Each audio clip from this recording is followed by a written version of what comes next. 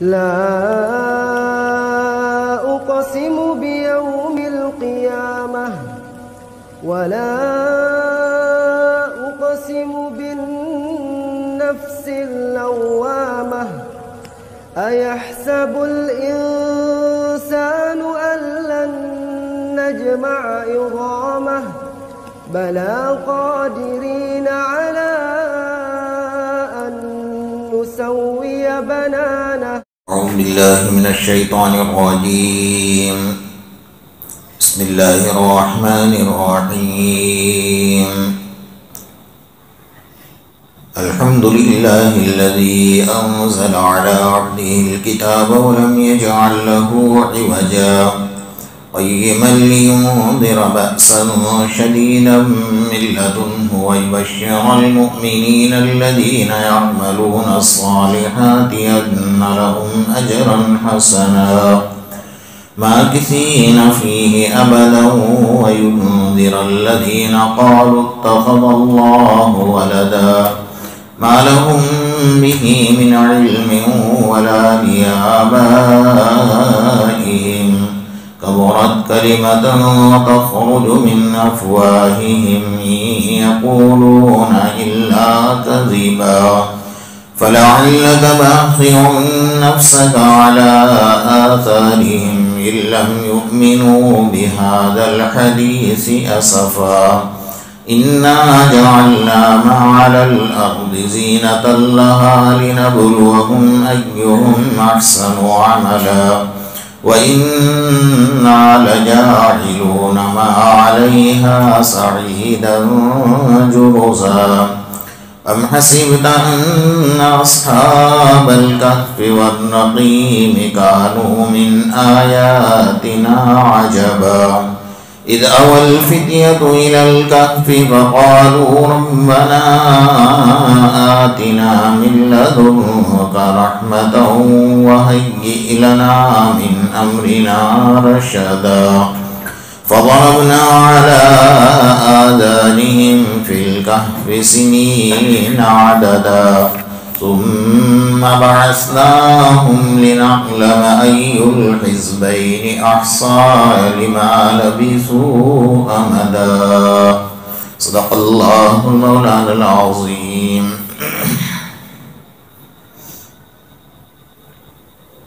گزشتہ کل آپ حضرات کے سامنے سورہ کہف کی 10ویں نمبر کی آیت پر گفتگو چل رہی تھی. 11ویں نمبر کی آیت ہے فَضَرَبْنَا عَلَىٰ آذَانِهِمْ فِي الْكَهْفِ سِنِينَ عَدَدًا، کہ ہم نے ان کے کانوں پر پردہ ڈال دیا کچھ متعین وقت کے لیے. ثُمَّ بَعَثْنَاهُمْ لِنَعْلَمَ أَيُّ الْحِزْبَيْنِ أَحْصَىٰ لِمَا لَبِثُوا أَمَدًا، پھر انہیں ہم نے جگایا تاکہ جاننے والوں کو پتہ چل جائے کہ وہ کتنی مدت تک رکے رہے. یعنی یہ نوجوان جب غار کے اندر چلے گئے اپنا ایمان بچانے کے لیے تو اللہ تبارک و تعالیٰ نے ان کے کانوں پر پردہ ڈال دیا. فَضَرَبْنَا عَلَىٰ آذَانِهِمْ، اس کے لفظی معنی تو یہ ہے کان بند کرنے کی. جب انسان سو جاتا ہے تو سب سے پہلے اس کی آنکھیں بند ہوتی ہیں، کان اپنا کام کرتے ہیں. جب بہت گہری نیند طاری ہوتی ہے تو اس کے بعد کان بھی اپنا کام کرنا چھوڑ دیتے ہیں. پھر اس کے بعد جب اس کے اٹھنے کا وقت ہوتا ہے، بیدار ہونے کا، تو سب سے پہلے کان اپنا کام شروع کرتے ہیں. وہ چونکتا ہے، اٹھتا ہے، اس کے بعد آنکھ کھلتی ہے. اللہ کا نظام ہے پورا بنایا. اگر انسان کے کان کام کرنا چھوڑ دے، جاگتے رہے، تو انسان سو نہیں سکتا ہے. تو اللہ تبارک و تعالیٰ نے ایک نظام بنایا پورے جسم کا.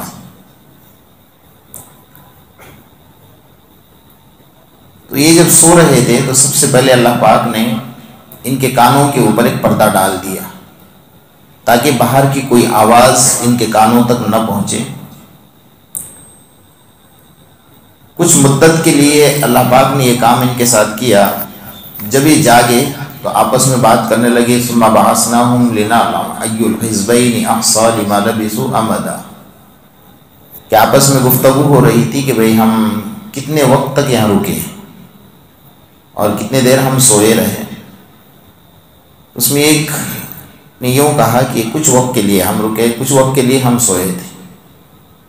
دوسرے نے کہا کہ ایک دن سوئے تھے اس لیے کہ ہم صبح سوئے تھے، جب سوئے تھے صبح کا وقت تھا، اٹھے تو رات کا وقت تھا۔ تیسرے گروہ نے یہ کہا کہ اللہ کے اوپر چھوڑ دو، ہم کتنے دن سوئے تھے، کیا کیے۔ یہ گروہ اپنی جگہ پر صحیح تھا جس نے اپنے معاملے کو اللہ کے حوالے کیا، اس لیے کہ وہ لوگ جو انداز دیکھ رہے تھے نا کہ پورا ماحول تبدیل ہو گیا تھا، تو صبح سے شام تک تو اتنا ماحول تبدیل نہیں ہوتا ہے جو حالات دیکھ رہے تھے۔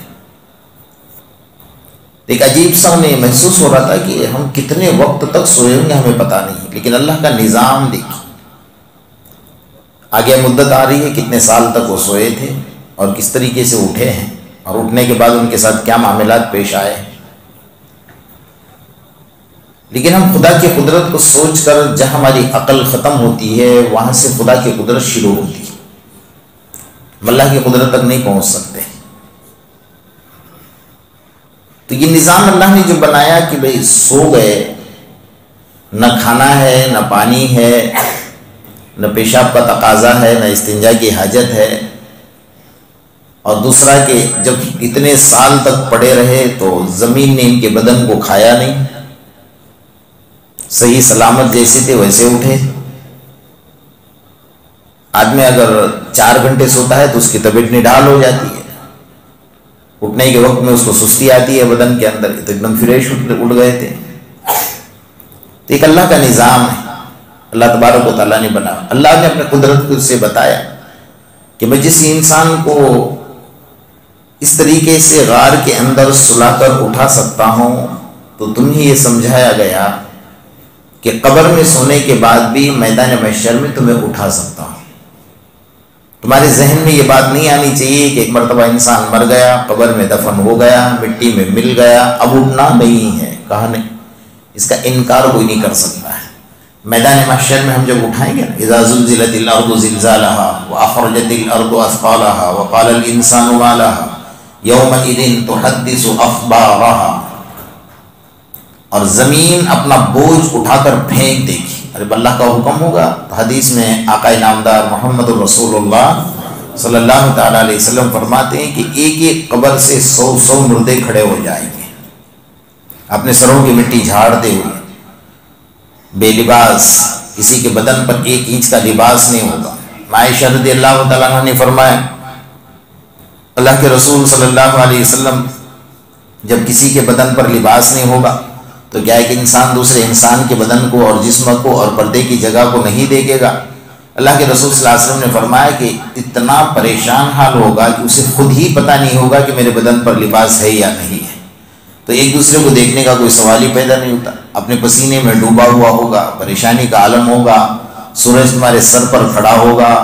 آج سورج نے ایک آنکھ کھولی ہے اور 9 کروڑ میل زمین سے دور ہے، اس دن سورج تمہارے سر پر آئے گا اور وہ 7 کے 7 آنکھیں کھولے گا، اس دن تمہارا حشر کیا ہوگا؟ لوہا پگھل جائے گا، یہ اس کی گرمی کی شدت ہوگی۔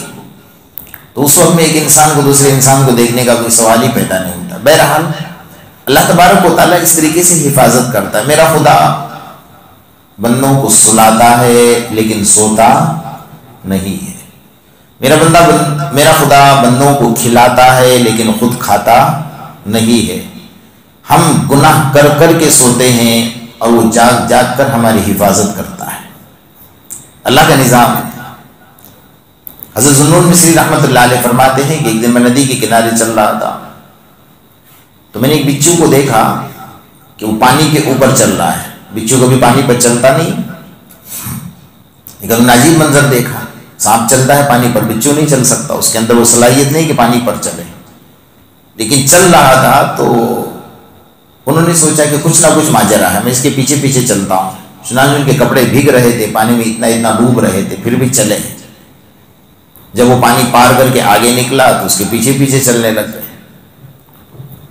تو اس جنگل کے اندر گھاس تھا، کانٹے تھے، اس کے اندر سے وہ چلتا اور بڑا تیز دوڑ رہا تھا۔ حضرت عمر مصری رحمۃ اللہ علیہ اس کے پیچھے پیچھے چل رہے تھے۔ دیکھا کہ آگے ایک درخت ہے اور درخت کے نیچے ایک انسان سویا ہوا ہے اور شراب پیا ہوا ہے، شراب سے لت پت، منہ سے گندی بدبو اور بھبکارے نکل رہے ہیں، اور ادھر سے ایک سانپ تیزی کے ساتھ اس پر حملہ کرنے کے لیے آ رہا ہے۔ ادھر سے بچھو گیا اور اس پر حملہ کرنے سے پہلے اس سانپ کو اس نے ڈنک ماری۔ جیسے سانپ کو ڈنک ماری، سانپ اسی جگہ پر ڈھیر ہو گیا اور بچھو اپنا کام کر کے فوراً نکل گیا۔ تو میں وہاں پر خدا کی قدرت کو دیکھ رہا تھا اور زمین پر سجدہ کیا کہ اللہ تیری قدرت کیا ہے، تو کتنا کریم خدا ہے کہ ایک بندہ شراب پی کر یہاں سویا ہوا ہے اور تو نے جانوروں کو اس کی حفاظت میں لگا دیا ہے کہ سانپ اس کو ڈنک مارنے کے لیے آ رہا ہے، لیکن اس کے ڈنک مارنے سے پہلے بچھو کا اللہ نے انتظام کیا اور بچھو نے سانپ کو ڈنک ماری اور سانپ ڈھیر ہو گیا اور یہ بندہ بچ گیا۔ اللہ کا نظام کیسا ہے کہ بندہ گناہ کر کر کے سو رہا ہے، اللہ جاگ جاگ کر ہماری حفاظت کر رہا ہے۔ اگر اللہ پاک سو جائے، سارے عالم کا نظام تباہ اور برباد ہو جائے۔ حضرت موسیٰ علیہ السلام نے اللہ سے سوال کیا، الہ العالمین تو کبھی سوتا بھی ہے یا نہیں؟ تو اللہ کہہ سکتے تھے نا کہ میں نہیں سوتا ہوں، کہ آیت الکرسی تو پہلے امتوں کو دی نہیں تھی اللہ نے، لا تأخذہ سنۃ ولا نوم، نہ اللہ سوتا ہے نہ اللہ کو اونگ آتی ہے۔ تو اللہ تعالیٰ نے موسیٰ علیہ السلام کو کہا کہ موسیٰ 3 دن 3 رات آپ کو سونے کی اجازت نہیں، کھڑے رہو، بیٹھنے کی بھی اجازت نہیں، کھڑے رہے۔ بہت مشکل سے 24 گھنٹے نکالے، اللہ بیٹھنے کی اجازت دے، اب میری طاقت کھڑے ہونے کی نہیں، کہا بیٹھ جاؤ۔ جب بیٹھنے کی اجازت دی تو پھر اللہ تعالیٰ نے فرمایا ٹیک مت لگانا، ٹیک نہیں لگا، لیکن اب نیند آ رہی ہے، جھونکے مار رہے ہیں۔ جب بار بار جھونکا آتا تھا تو فوراً موسیٰ ہوشیار، تو فوراً آنکھ کھل جاتی۔ اب دوسرا 1 دن اور 1 رات اور گزر گئی، اب کنٹرول سے باہر ہو گیا معاملہ، نیند کا اتنا غلبہ ہو گیا کہ برداشت نہیں کر پا رہے تھے۔ سوچنے لگے کہ اللہ میں نے کیا سوال کر بیٹھا، نہیں کرتا تو اچھا تھا، اللہ کو جواب بھی دینا تھا۔ آسمان سے جبرائیل آئے اور جنت کا ایک کانچ کا پیالہ لے کر آئے، بڑا قیمتی پیالہ تھا، جنت کا پیالہ تھا۔ کہا یہ پیالہ جو ہے اس کو جنتیوں کو اس میں شراب پلائی جائے گی، جنت کی پاکیزہ شراب، شراباً طہورا۔ موسیٰ علیہ السلام یہ پیالہ اللہ نے دیا اور ہاتھ میں لے کر بیٹھو، یہ حکم دیا ہے، تو لے لیا آدمی۔ اب نیند آ رہی ہے اور جنت کا کانچ کا پیالہ ہے، اگر گر گیا تو معاملہ ٹیڑھا۔ ہر منٹ میں موسیٰ علیہ السلام سوچ رہے تھے کہ میں نے سوال نہ کیا ہوتا تو اچھا تھا، اللہ سے سوال کیا، اللہ تو جواب دے رہے ہیں۔ اب بہت مشکل سے 1 دن نکالا، 1 رات اور باقی ہے، لیکن نیند کا ایسا غلبہ ہوا کہ جھونکا آیا، پیالہ ہاتھ میں سے گر گیا اور ٹکڑے ٹکڑے ہو گئے۔ اب نیند بھاگ گئی، اب اللہ کو کیا جواب دیں گے؟ جبرائیل آ گئے، کہا موسیٰ جیسا آپ کی 1 سیکنڈ کی نیند نے جنت کے پیالے کے ٹکڑے ٹکڑے کر دیے، اللہ اگر 1 سیکنڈ بھی سو جائے گا نا تو دونوں عالم کا نظام اسی طرح تباہ اور برباد ہو جائے۔ تو میرا اللہ سوتا نہیں ہے، بندوں کو سلاتا ہے اور بندوں کی حفاظت کرتا ہے۔ وہ کیسے حفاظت کر رہا ہے؟ آپ نے دیکھا حضرت موسیٰ علیہ السلام کی اللہ نے کیسے حفاظت فرمائی کہ جس موسیٰ کو مارنے کے لیے 1 لاکھ بچوں کا قتل فرعون نے کر دیا تھا، اور اس کے سپاہی اور اس کے فوجیں گھر گھر میں روزانہ دوڑتی، کوئی بچہ تو پیدا نہیں ہوا ہے، کوئی بچہ تو پیدا نہیں ہوا ہے۔ اگر کوئی بچہ پیدا ہوتا اور نہ بولتے تو اس کے ماں باپ کی بھی موت تھی، اس لیے لوگ سامنے سے بولتے تھے کہ ہمیں ہمارے گھر بچہ پیدا ہوا۔ پابندیاں لگائی، آج کے بعد کوئی مرد اپنی عورت سے صحبت نہیں کرے گا۔ اتنا بڑا ظالم کہ اس نے 1 لاکھ بچوں کا قتل کیا ہے۔ اس کو پتا تھا کہ کوئی ایک بچہ ایسا پیدا ہونے والا ہے جو میری حکومت اور سلطنت کو ڈھیر کر دے گا اور میری حکومت اور سلطنت کو ختم کر دے گا۔ اس خطرے کے اندر نہ معلوم کون سا بچہ ہوگا، اس لیے اس نے ہر بچے کو قتل کر دیا، ہر بچے کو قتل کر دیا۔ اللہ نے نظام کیا بنایا؟ حضرت موسیٰ علیہ السلام کے والدہ کو کہا فَإِذَا خِفْتِ عَلَيْهِ فَأَلْقِيهِ فِي الْيَمِّ وَلَا تَخَافِي وَلَا تَحْزَنِي إِنَّا رَادُّوهُ إِلَيْكَ۔ فرمایا جب تجھے موسیٰ کا خوف، فرعون کا خوف لگ جائے کہ فرعون تیرے در پر آنے والا ہے، اس کے سپاہی آنے والے ہیں، فَإِذَا خِفْتِ عَلَيْهِ فَأَلْقِيهِ فِي الْيَمِّ، موسیٰ کو ایک صندوق کے اندر بند کر کے پانی میں ڈال دے۔ اب کسی ماں کا جگر چاہے گا کہ بچے کو پانی میں ڈال دے، وہ بھی پیٹی میں بند کر کے، لیکن اللہ نے آگے کہا تھا اِنَّا رَادُّوهُ إِلَيْكَ وَجَاعِلُوهُ مِنَ الْمُرْسَلِينَ، پانی میں ڈالنا تیرا کام ہے، اس بچے کو دوبارہ تیری گود میں لوٹانا ہمارا کام ہے۔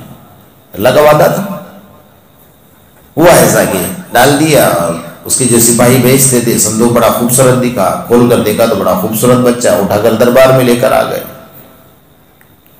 تو ان کو تو آرڈر تھا کہ بھئی کوئی بچہ دکھ جائے تو فوراً قتل کر دیا جائے، لیکن بڑا خوبصورت بچہ، تو حضرت آسیہ نے دیکھا کہ بڑا خوبصورت بچہ ہے، اس کو قتل نہ کیا جائے، ہماری اولاد نہیں، ہم اس کو اولاد بنا لیں گے، ہم بیٹا بنا لیں گے۔ فرعون کے گود میں جیسا دیا تو اس نے داڑھی کے اندر ہیرے اور موتی اور جواہرات جڑے ہوئے تھے، فرعون نے اپنے داڑھی کے اندر، فرعون پہ داڑھی رکھتا تھا، اشارے میں سمجھ جائیے۔ تو جیسا اس نے گود میں لیا، موسیٰ علیہ السلام نے داڑھی میں ہاتھ مار دیا پہلے ہی، تو اس کو اسی وقت جذبہ آ گیا، اور حضرت آسیہ کی گود میں ڈال کر کہا جائے اس بچے کو لے لے، میں نہیں لے سکتا، مجھے لگتا ہے یہی بچہ میرے حکومت کے لیے خطرہ بنے گا۔ تو حضرت آسیہ نے کہا کہ نہیں، ایسا نہیں ہو سکتا، بڑا خوبصورت حسین جمیل بچہ، ہم اس بچے کو ہماری اولاد بنا لیں گے۔ بہرحال واقعہ بہت لمبا ہے قرآن کا، میں اس پر چھیڑنا نہیں چاہتا، بتانا یہ چاہ رہا ہوں کہ اللہ تبارک و تعالیٰ جس کی حفاظت کرنا چاہتے ہیں، عجیب طریقے سے اللہ نے حفاظت فرمائی۔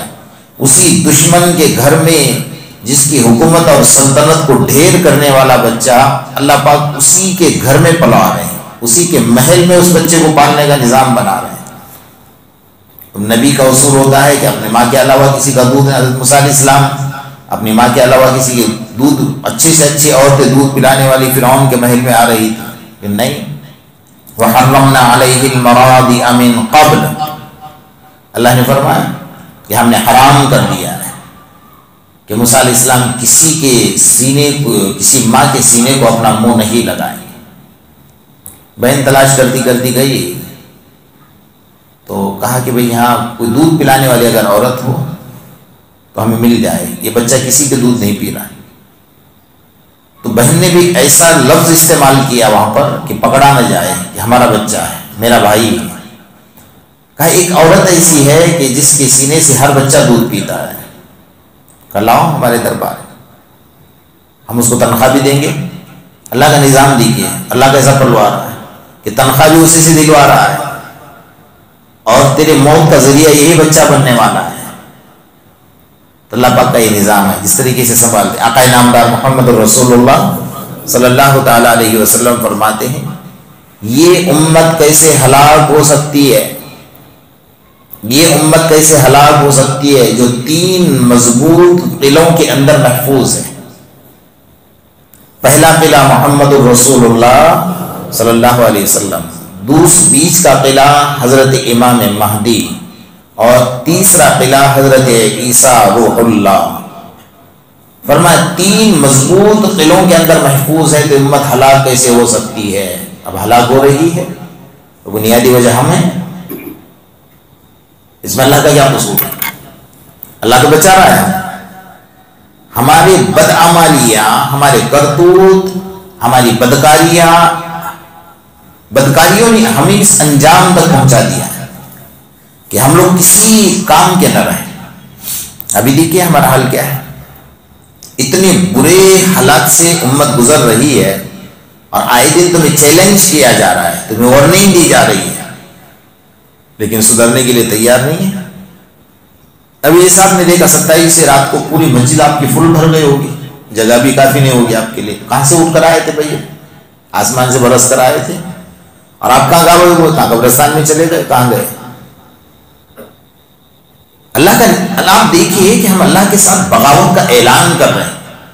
ایسے حالات میں بھی اگر مسلمان سدھرتا نہیں ہے، ایسے حالات میں اگر مسلمان مسجدوں سے دور رہتا ہے، اور اتنے مبارک دنوں کے اندر بھی ہم مسجدوں سے بغاوت کریں، مسجدوں سے باہر کہ اللہ کے غضب کو ہم دعوت نہیں دے رہے ہیں.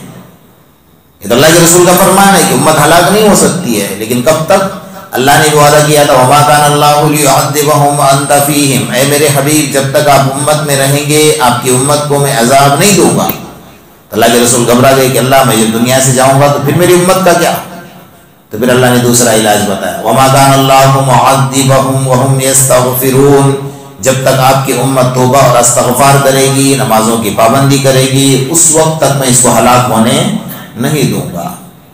اور ہم تو اللہ کو خود ہی دعوت دے رہے ہیں اللہ کے عذاب کو. تو میرے دوستو، وقت بہت آفت اور برا وقت اور بری آفت ہمارے سر پر آ کر کھڑی ہے. ہمیں کیسے اس کو حل کرنا ہے؟ ہمارے اعمال کو درست کرنا ہے. اسلام نے جو طریقے بتایا اس طریقے پر ہمیں زندگی گزارنا ہے. حفاظت کرنے والی ذات اللہ کی بعد میں ہے، اس سے پہلے ہمیں اعمال کرنا ہوگا. آپ سوچیں گے کہ آسمان سے ابابیل آ جائیں گے ہماری حفاظت کریں گے، تو ابابیل آج کے دور میں اگر ابابیل آ جائیں نا تو سب سے پہلے ہمیں مار پڑے گی ان کی. ہمارا یہ حال ہے. ہم دیکھ رہے ہیں ہمارے کرتوت ہمارے اعمال کے اعتبار سے. اللہ پاک نے تو نظام بنایا ہوا ہے. اللہ تعالیٰ نے ہمارے حفاظت کے لیے زمین پر فرشتوں کو اس دن رکھا ہے جب میدان بدر کے اندر آقا نامدار محمد الرسول اللہ صلی اللہ تعالیٰ علیہ وسلم نے جو دعا کی تھی نا اللہ تبارک و تعالیٰ سے، بالکل عاجزی سے رو کر گڑ گڑا کر عاجزی کے ساتھ، اللہم ان تہلک ہذہ العصابہ، اللہ اگر میری جماعت ہلاک ہو گئی، یہ میرے پوری زندگی کا نچوڑ ہے 313 صحابہ کرام. میں نے کیسے کیسے ایک ایک صحابی کے پیچھے محنت کر کے جمع کیا ہوا ہے، پورے دنیا سے لا کر یہ مقدس ترین مجمع تیرے سامنے کھڑا کر دیا. آج اگر یہ ہلاک ہو گیا، لا تعبد فی الارض الی یوم القیامہ، قیامت تک اس سرزمین پر تیرا نام لینے والا کوئی باقی نہ رہے. وہ آسمان سے فرشتوں کا لشکر اتر گیا فوراً. اللہ کے رسول نے سجدے سے سر نہیں اٹھایا، آسمان سے لشکر اتر آیا. بھگدوڑ مچ گئی کہ کوئی نہیں تھا، کہاں سے آ گئے بھائی؟ سفید لباس، سفید داڑھی، پگڑی، ہاتھوں میں تلواریں، سفید گھوڑے، اچانک کہاں سے آ گئے؟ اب چلو میدان ختم ہو گیا، جنگ کا سب کچھ ختم ہو گیا. اللہ نے ان فرشتوں کو کہا کہ خبردار آج کے بعد قیامت تک تم آسمان پر نہیں آؤ گے. اللہ کے حکم کے ماننے والے ہیں، لا یعصون اللہ ما امرهم ویفعلون ما یؤمرون. تو کہاں رہیں گے؟ کہ آپ زمین پر گھومتے رہو، جہاں بھی امت محمدیہ پریشان حال ہوگی اس جگہ پر تمہیں مدد کے لیے پہنچنا ہے. اب ہم دیکھ رہے ہیں ہماری مسجدیں شہید ہو جائے، ہمارے مسجدوں کی میناروں پر چڑھ کر گندے نعرے لگائے جائے، اذانوں کی آوازوں پر پابندیاں لگانے کی باتیں کی جائے، ہماری ماں بہنوں کی عزتوں کو لوٹا جائے، ہمارے گھروں پر بلڈوزر چلائے جائے، پھر بھی کہیں فرشتہ نظر آتا؟ بولو نا اپنی زبان سے، نہیں آتا. فرشتے تو اپنے ڈیوٹی پر لگے، نظر کیوں نہیں آ رہا ہے؟ اس کی وجہ کیا ہے؟ اللہ نے جو قرآن میں جملہ ارشاد فرمایا نا، وَكَانَ حَقًّا عَلَيْنَا نَصْرُ الْمُؤْمِنِينَ، میں نے ایمان والے کی مدد کی ذمہ داری لی ہے، میں نے اپنے اوپر واجب کر لیا ہے، میں مدد کر کے رہوں گا. پھر اللہ کی مدد نہیں آ رہی. اللہ نے جملہ استعمال کیا نصر المؤمنین، ایمان ہوگا تو مدد کروں گا، ایمان نہیں ہوگا تو مدد نہیں. آج 80% مسلمان بے نمازی ہیں. کتنے فیصد؟ 80% مسلمان بے نمازی ہیں. 20% مسلمان نماز پڑھ رہے ہیں. اس 20% کے اندر بھی 10% وہ ہیں جو 5 وقت نماز کے پابند ہیں، اور 10% وہ ہیں جو صرف جمعہ کے دن آتے ہیں. یہ حال ہمارا ہے. تو اس کا مطلب یہ ہوا کہ 90% مسلمان بے نمازی ہیں. تو اللہ کی مدد آئے گی. اور اس 90% بے نمازیوں کے اندر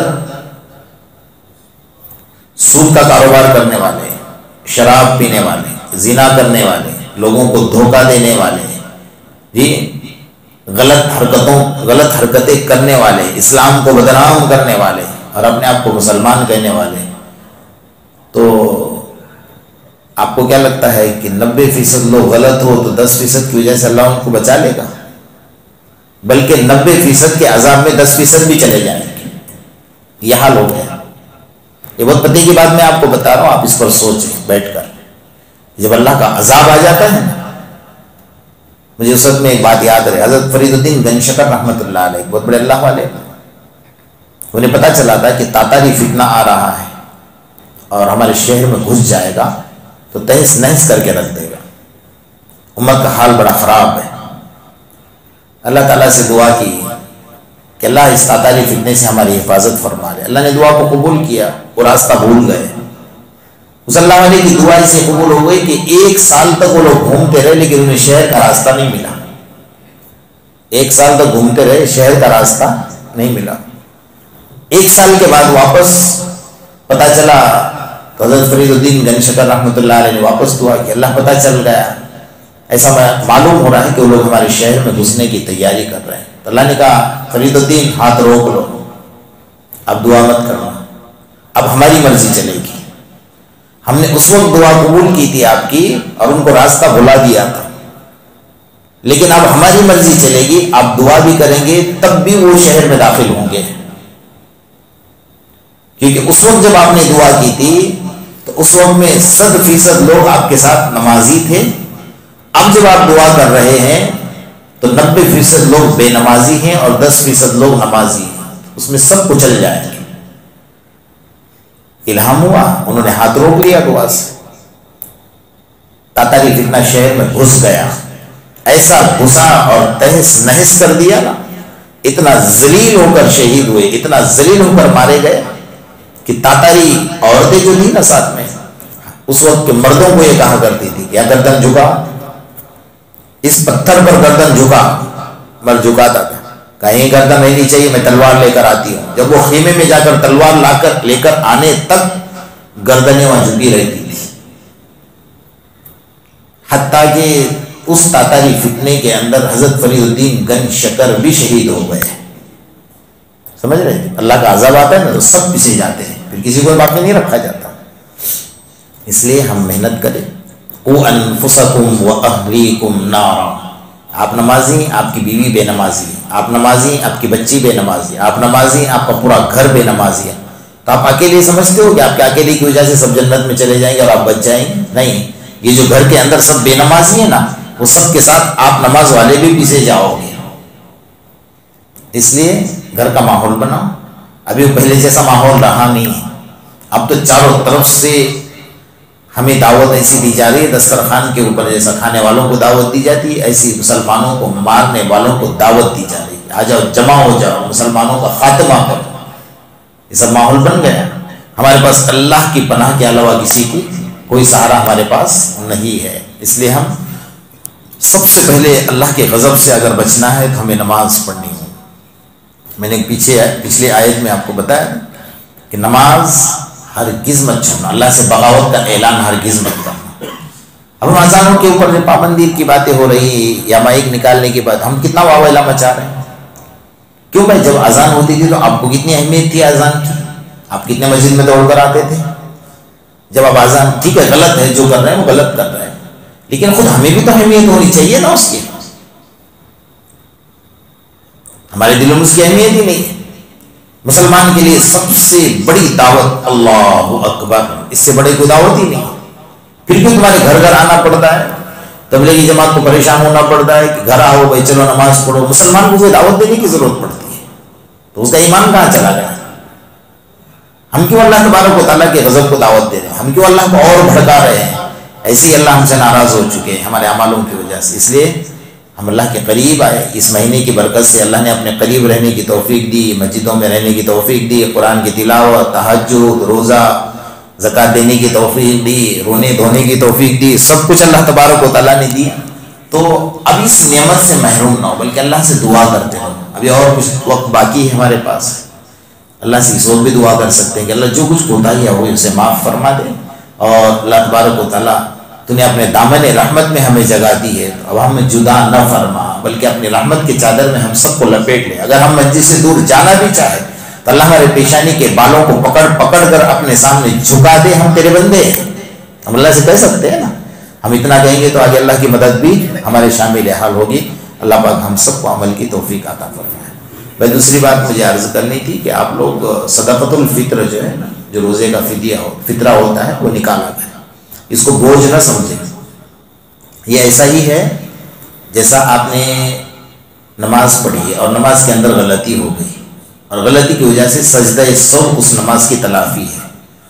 چاہے ایک نماز کے اندر آپ کی 10 غلطیاں ہو جائے، وہ ایسی غلطی کہ آپ سے واجب چھوٹ جائے جس کی وجہ سے سجدہ سہو واجب ہوتا ہے، تو 10 غلطیوں کی تلافی ایک سجدہ ہی ہے کہ ساری نماز کو آپ کے درست کرتا ہے۔ اسی طرح صدقۃ الفطر جو ہے نا، پورے مہینے کے روزے میں جو ہم سے غلطیاں ہوئیں اس کی تلافی کرتا ہے۔ اور کتنا سستا سودا ہے کہ ایک آدمی کی طرف سے جو زیادہ مالدار نہیں ہے، درمیانی ہے، تو اس کے لیے 2.25 کلو گیہوں کی قیمت دی جائے، پورے مہینے کے 30 روزے یا 29 روزے کا فدیہ صرف 2.25 کلو گیہوں کی قیمت ہے۔ بہت مشکل سے 65 یا 70 روپے بن رہے ہیں، دیکھا جائے تو نہیں دے سکتے ہم لوگ۔ ابھی ومل کھانے جاؤ گے تو دن میں 10 ومل کھا جاؤ گے، چائے پی جاؤ گے، 200-500 روپے یوں خرچ کر دو گے۔ یہ غریبوں یعنی ان لوگوں کے لیے جو ہے جو لوگ مالدار نہیں، اللہ کے رسول صلی اللہ علیہ وسلم نے مالداروں سے الگ فدیہ نکالا ہے، الگ صدقۃ الفطر ادا کروایا ہے، کھجور کا، منقع، کشمش۔ اگر کشمش کا آپ صدقۃ الفطر نکالیں تو ایک آدمی کا 1000 روپے ہو جائے گا آج کے ماحول کے حساب سے، بہاؤ کے حساب سے۔ اور اگر آپ کھجور کا نکالنے جاؤ گے تو 3.5 کلو کھجور کی جو قیمت ہوتی ہے اتنی قیمت آپ کو ایک آدمی کی طرف سے فطرے کی ادا کرنی ہوگی۔ تو آپ فطرہ بھی ادا کریں تاکہ ہمارے روزوں کے اندر جو غلطیاں ہم سے ہوئی اللہ پاک اس سے اس کی تلافی فرما دیں۔ اللہ پاک ہمیں عمل کی توفیق عطا۔ بسم اللہ الرحمن الرحیم وَإِلَٰهُكُمْ إِلَٰهٌ وَاحِدٌ لَا إِلَٰهَ إِلَّا هُوَ الرَّحْمَنُ الرَّحِيمُ اللهم صل على محمد وعلى آل محمد كما صليت على إبراهيم وعلى آل إبراهيم إنك حميد مجيد اللهم ربنا آتنا في الدنيا حسنة وفي الآخرة حسنة وقنا عذاب النار وقنا عذاب القبر وقنا عذاب الحشر وقنا عذاب من فتنة المسيح الدجال۔ الہ العالمین، ہم تمام کے صغیرہ اور کبیرہ گناہوں کو معاف فرما۔ یا اللہ جو گناہ جان بوجھ کر نہ جانے کیے اسے بھی معاف فرما۔ یا اللہ جو گناہ رات کے اندھیرے یا دن کے اجالے میں کیے اسے بھی معاف فرما۔ اللہ ہم بڑے گناہ گار ہیں، بڑے سیاہ کار ہیں، بڑے خطا کار ہیں، بڑے قصوروار ہیں۔ اللہ تیرے دربار کے اقرار مجرم ہیں۔ اللہ ہمارے جرم عظیم کو معاف فرما، ہر آنے والے مصیبتوں سے ہماری حفاظت فرما، ہر آنے والے برے حالات سے ہماری حفاظت فرما۔ ہمارے مساجد، مدارس، خانقاہ اسلامی نشانیاں اور حرمین شریفین کی حفاظت فرما۔ جو اس کی حفاظت کر رہے ہیں تو ان کی بھی حفاظت فرما۔ ہمارے جان مال عزت آبرو ایمان کی حفاظت فرما۔ اللہ جب تک دنیا میں رہے ایمان والی زندگی عطا فرما، موت کے وقت میں کلمے کی دولت سے مالا مال فرما، بغیر کلمے کے بغیر وصیت کی موت سے ہماری اور امت کی حفاظت فرما، بری موت سے ہماری حفاظت فرما۔ اے مولا کریم، ہمارے رمضان کے روزوں کو قبول فرما، نمازوں کو قبول فرما، تہجد پڑھنے والوں کو قبول فرما، اعتکاف کرنے والوں کو قبول فرما۔ یا اللہ تیرے دین کے راستے میں چلنے والوں کو قبول فرما، ہر طرح کے شرور فتن حادثات سے ہماری اور امت کی مکمل حفاظت فرما۔ یا اللہ مرتے دم تک تیرے سامنے سجدہ ریز ہونے کی توفیق عطا فرما۔ یا اللہ ہمارے معاشرے کو 100% نمازی بنا، اخلاص کی دولت سے مالا مال فرما۔ ہم سب کی دعاؤں کو محض اپنے فضل و کرم اور آقا انعامدار محمد الرسول اللہ صلی اللہ علیہ وسلم کے صدقے طفیل میں قبول فرما۔ یا رب صلی وسلم دائما ابدا علی حبیبک خیر الخلق کلہم۔ ربنا تقبل منا انک انت السمیع العلیم وتب علینا یا مولانا انک انت التواب الرحیم۔ سبحان ربک رب العزۃ عما یصفون وسلام علی المرسلین والحمد للہ۔